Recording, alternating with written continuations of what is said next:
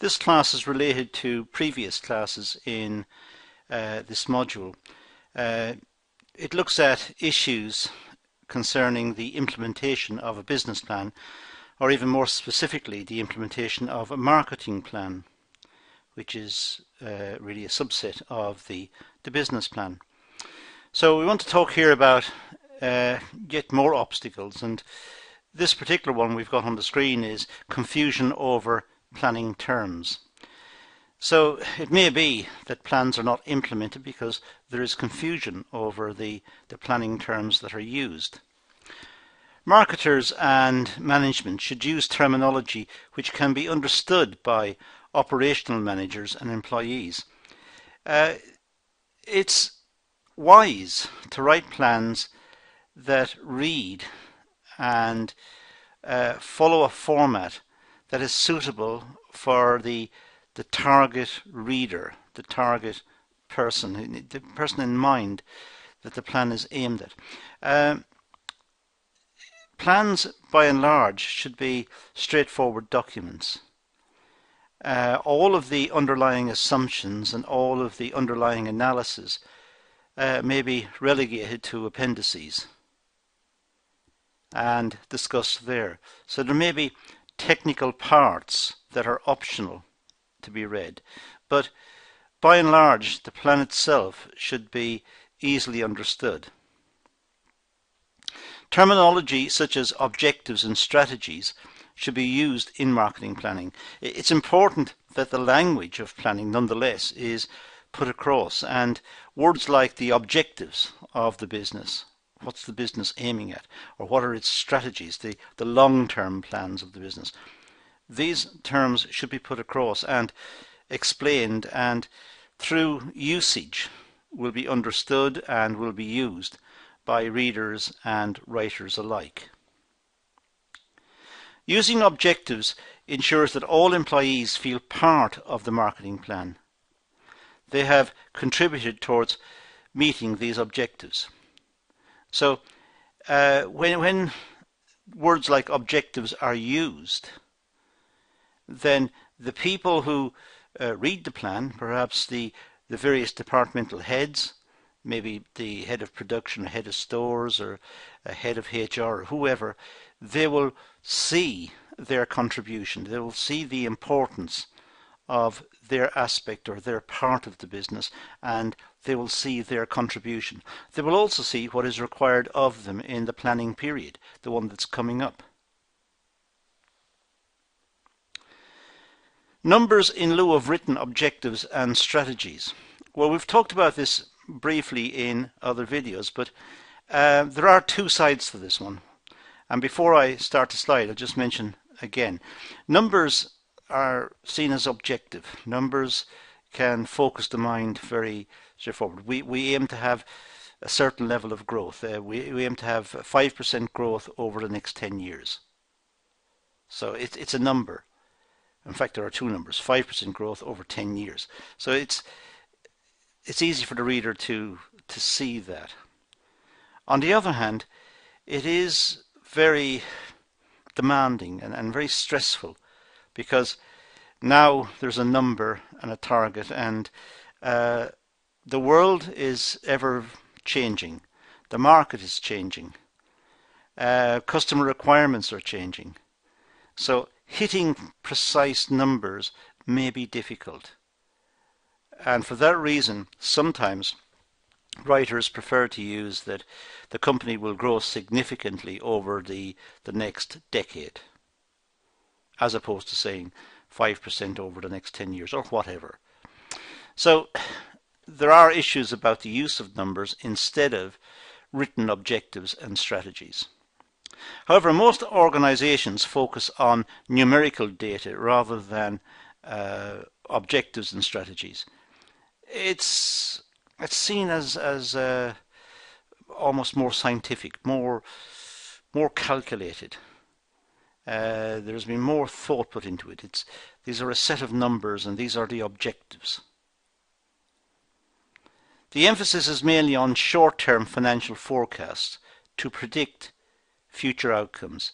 So sometimes managers may pick up on short-term forecasts and short-term financial data or production data or price lists over the last 3 or 4 years and project these, move them forward, alter the figures and alter the assumptions and use these as a basis for calculating into the future. And that's often the case, and that's often the procedure that's adopted. So the managers who are writing up the plan, who are considering the plan, may look at what information is currently available. What are the production levels, and what have the production levels been over the last 3 years? And can we extrapolate? Can we look for a trend in those production figures and move them over the next 3 years? Of course, all of this depends crucially on whether there will be a demand for the product. Whilst the management are projecting figures and using formulae and using past data, the market may be changing. The buyer of the product may be changing, the customer needs may be changing, and competitors may be innovating the product and stealing the market. So there's a need for realism, and there's a need to keep feet on the ground and watch what's happening in the market right now and try to see what the market has done over the last year, let's say, and what the competitors are doing, what the customers are like, and see what are the threats in the market and the opportunities in the market, what segments may be available, or are there any niches in the market, areas that are currently not plugged or catered for by products. So look at those and perhaps look at internal information, but be cautious about the application of the internal data and projecting it into the future. Successful marketing plans relies on interpreting and providing a narrative to explain underlying causes of the current position of the organization. By that is meant that the plans should interpret and explain the underlying causes of the current position of the organization. How is the current position of the what's the organization like at the moment? How is it doing? How well is it doing, or how poorly is it doing? Try to explain why. Why is it doing well, or why is it doing not so well? And look at the assumptions that were made in the past, and look at the underlying assumptions, and look at the projections in the past and see why they haven't been fulfilled, or they have been fulfilled, or even exceeded. So try to work out what are the flaws in the planning system, what are the issues in the planning system that need to be addressed and looked at carefully. And try to be realistic about the organization's current state and the likely state of the market. Try to marry the two up to get realistic forecasts. Organizations should be able to analyze past performance to predict future results. Now, that's a problem, and I'll talk about it in a second, but some writers say they should be able to look at past performance and use those to predict future results. They should be able to highlight opportunities and discuss key issues to extrapolate strategies and objectives. Well, that's what happens. What happens within organizations is they'll look at their past sets of results and try to get a trend and see if the trend is upward sloping or downward sloping, and will sales increase given past performance or past trends in the market. It's widely used, but there is a danger, and the danger is that the future is, in the words of some famous economists, the future is unknowable. We can't predict the future. There are many issues involved in trying to make predictions of the future. Customers like newness, they like change. There's product innovation, there's change, there's invention, there's the role of competitors, there's the government and government requirements in the market, Uh, there are all sorts of issues involved. So simply taking historic data and moving it into the future is dangerous. The history is not in straight lines.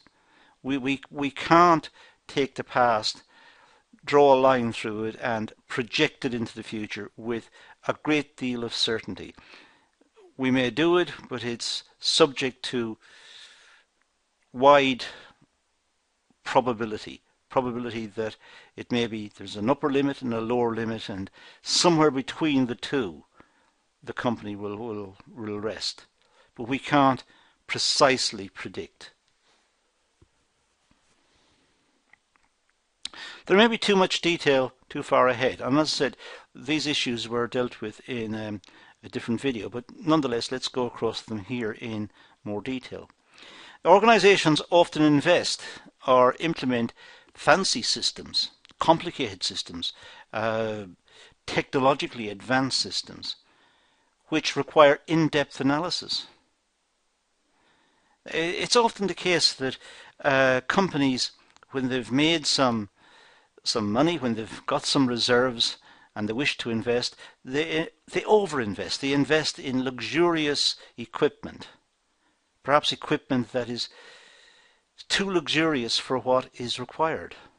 What's required perhaps are simple processes, but the management they want to have state of the art, so they overinvest.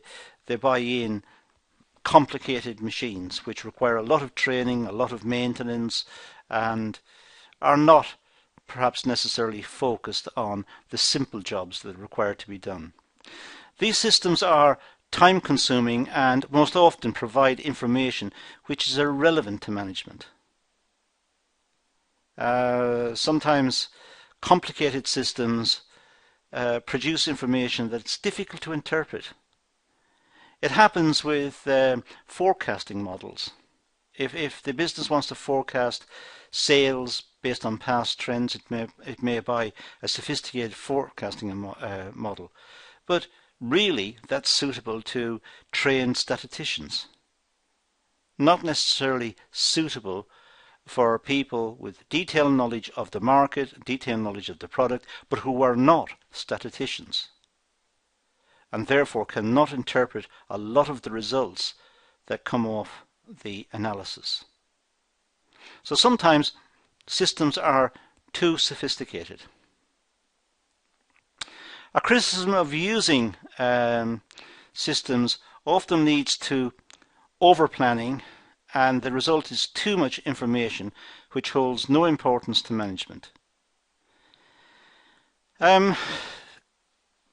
Management varies from one organization to the next, but some may be keen on planning and may over-plan. They may want to plan down to the last nut or bolt. But you can't do that. There's got to be some degree of slack, some degree of latitude in the system to enable the system to function. Otherwise, resources will be sapped up in trying to find out why the plan was not met in total. So sometimes it's possible to overplan, and too much information is required. Too much information is sought, and it's costly to collect, it's costly to assimilate. The plans are very detailed, over-detailed. There's a lack of freedom for the departmental heads, the departmental managers, lack of freedom for the operators. Everything is measured and set out, and it impacts on morale, it impacts on the culture of the organization, and it's costly to do. And also, it may not yield good results for the management. Some marketing plans provide too much detail, which confuse the reader and shifts the focus from the main purpose of the plan. Sometimes when people read the plan that's been produced, it's got a lot of detail, and instead of reading the plan and the direction of the plan and the purpose of the plan, the reader starts reading the details of the plan.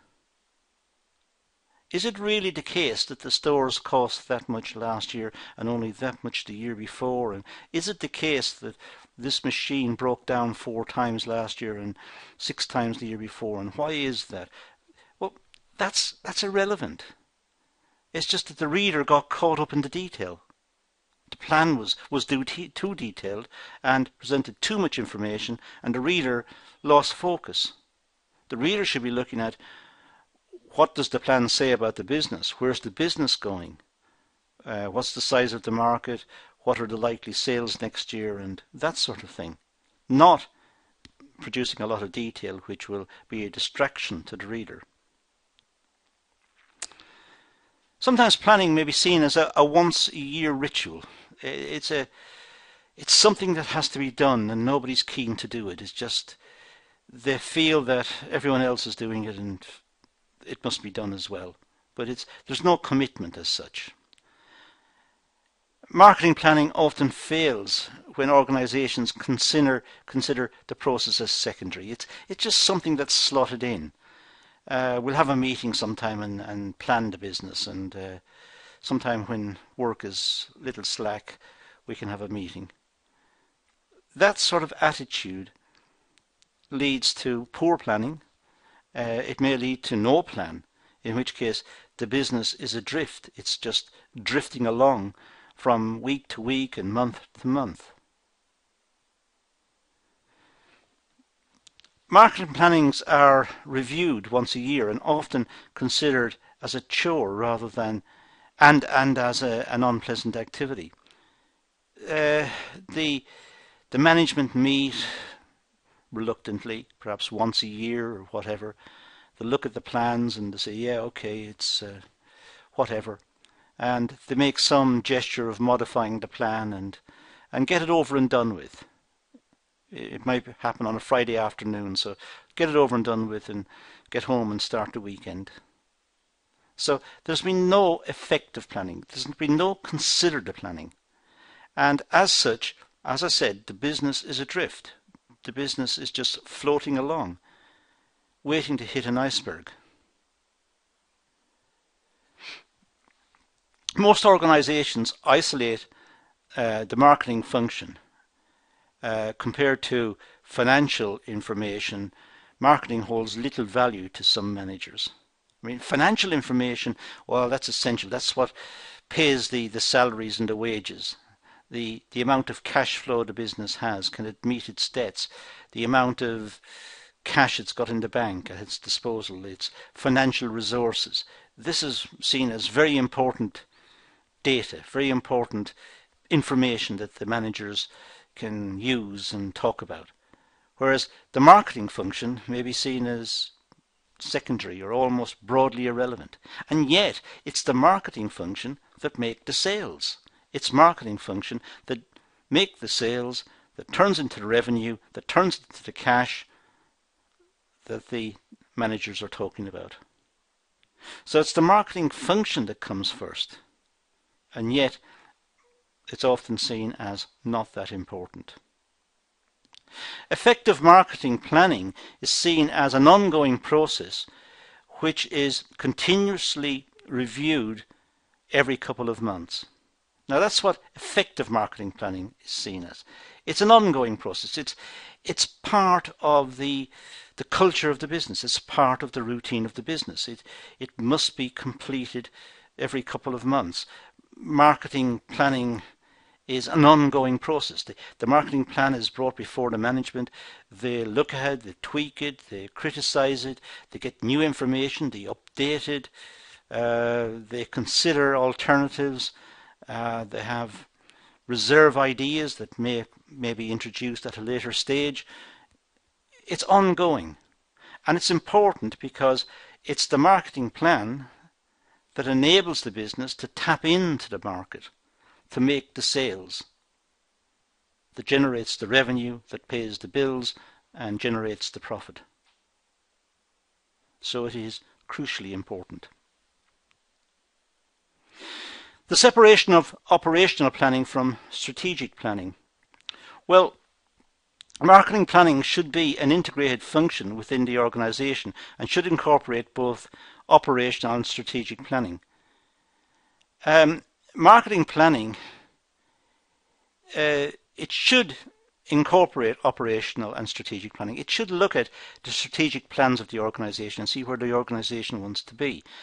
That will give it an indication as to the size of the market it needs to tap, the type of market segment it needs to look at, and also the operational end must be looked at.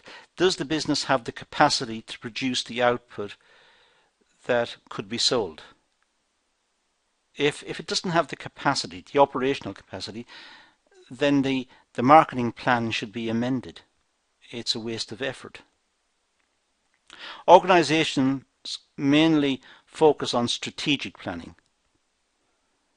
That's where the emphasis is in many organizations. Management like to talk long term and look at the long term effects because they can generate growth over a long period of time, and so, but really the further you look into the future, the more uncertain it becomes.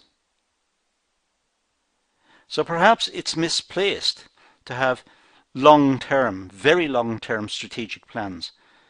Perhaps some of the effort should go into looking at the marketing planning now and into the near future so as to build up the market, build up the brand, build up the loyalty of the customer so that the long-term aspirations may be fulfilled.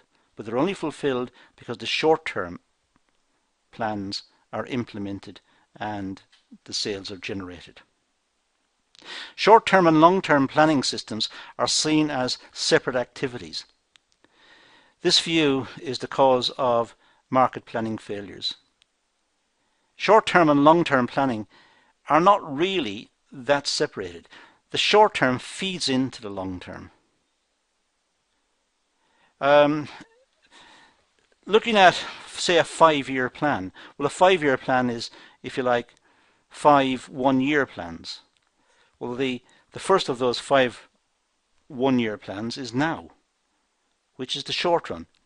It's necessary for the business to cultivate the market, to build up a brand loyalty, as I said, build up a relationship with the customers, make sure that the product is meeting their requirements and their needs and they are happy to buy the product, make sure that competitors are being dealt with and that there's a plan to innovate the product and there's good research and development both in the market and related to the product, so that all of, if you like, all the short terms are adding up to the long term, to the achievement of the long-term plan.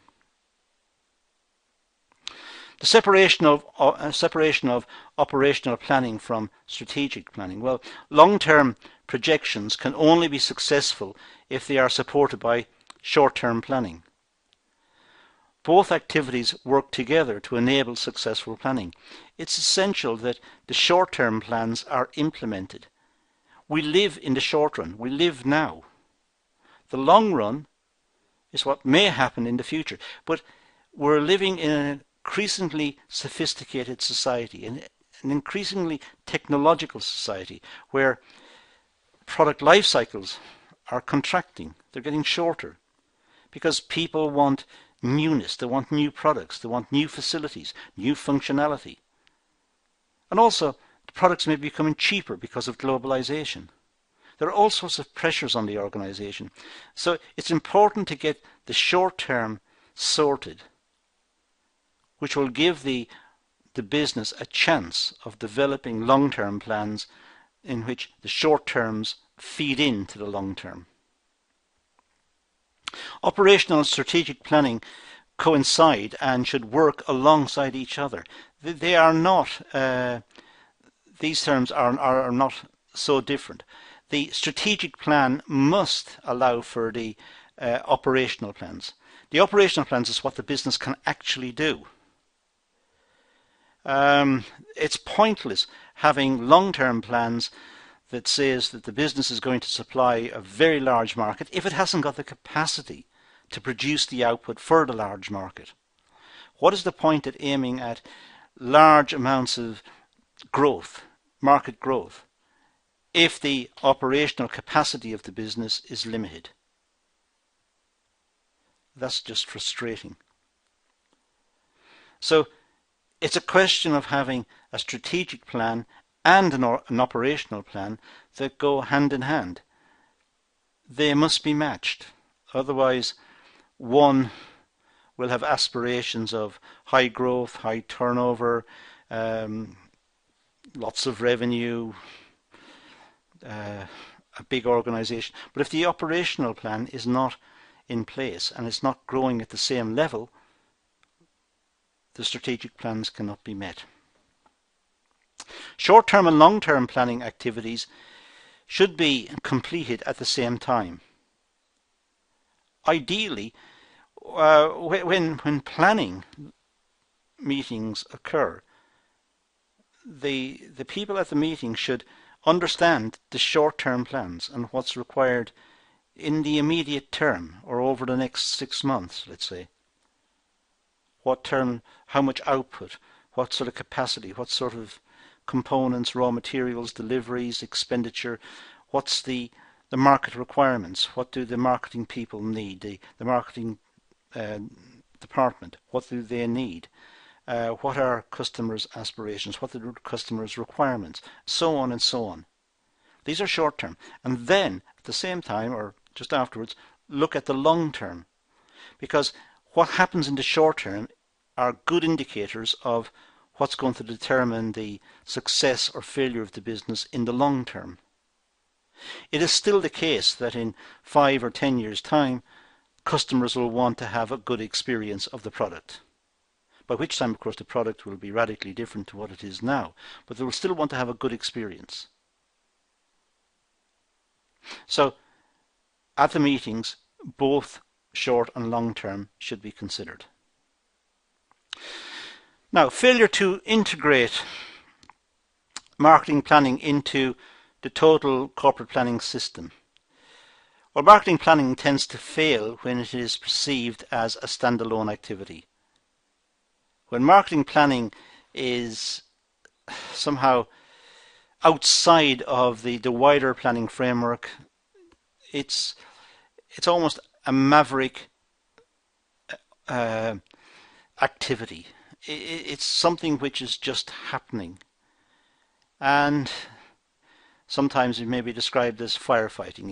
It's the marketing department trying to make sales, trying to make do with whatever they can, trying to optimize given the resources at their disposal. But if it's not fully integrated and fully incorporated into the organization's plans, into the business plan, for example, then it won't be resourced and it won't have the respect of the managers.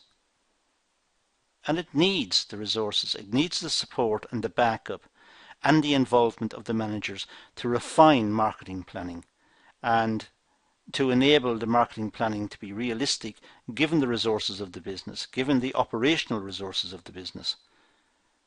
So there is a need not to have it as a standalone activity. It needs to be integrated. Marketing planning systems need to be embedded into the corporate planning systems. It needs to be in there with the production plan, the marketing plan, the HR plan, the research and development plan.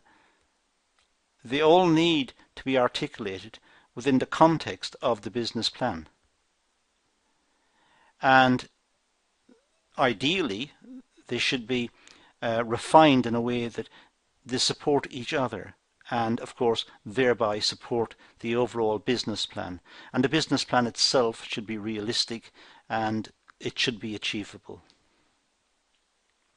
Marketing planning should be integrated with other organizational functions, as I said, such as production, finance, HR, training, and so on, research and development, all of the other functions.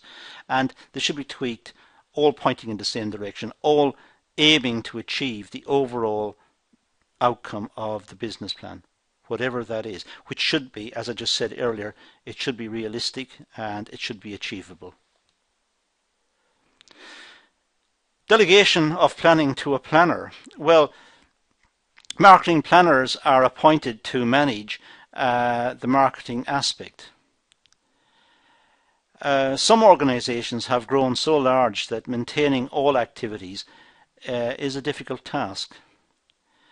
Marketing planners, as a part of the overall marketing team, are people charged with looking at the existing state of the market, looking at the capacity of the business, looking at the product and the competitors, and seeing if the market can be planned in a way to promote the business in the market and do it with minimal disruption to production, to the operational side of the business.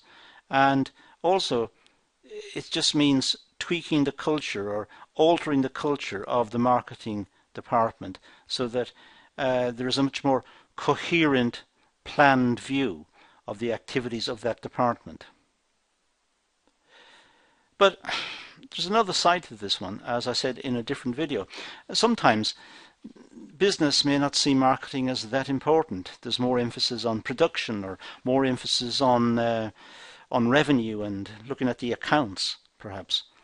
And instead of having full-scale involvement of the marketing department, or indeed having a marketing department, just to keep everything ticking over, the top management appoint a marketing planner to just take charge of sales as they see it. Well, if it's not properly resourced, if it's not properly planned, if the information is not available on the business side and there's little scope to pick up information from customers and do research in the market, then the prospects don't look good. Marketing is not something that can be slotted in. It's an integral part of the business. The marketing planner is perceived as a coordinator, not as an initiator of goals and strategies. So it may even be worse than I just said. It could be that the marketing planner is just simply someone who coordinates what the business want.